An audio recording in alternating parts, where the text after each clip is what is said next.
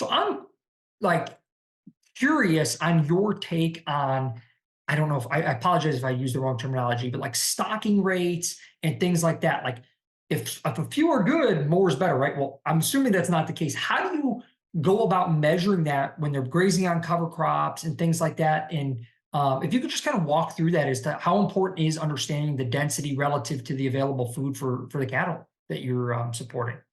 So for cattle, I actually don't work a lot with the stocking rates and stuff. I kind of leave that to the producers, and Okay. UNL has a lot of good tools to figure that out. When they're doing cover crops, um, usually they are what the goal is to get some of that trampled in.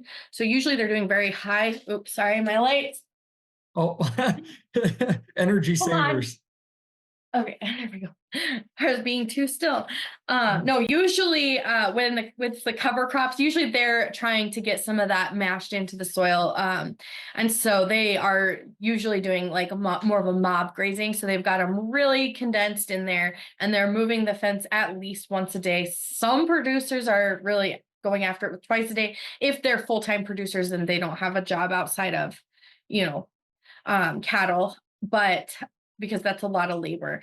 Um, so a lot of them, that's kind of what they're doing. And then some of them that I've seen, they are moving it a few days, once every 2 or 3 days.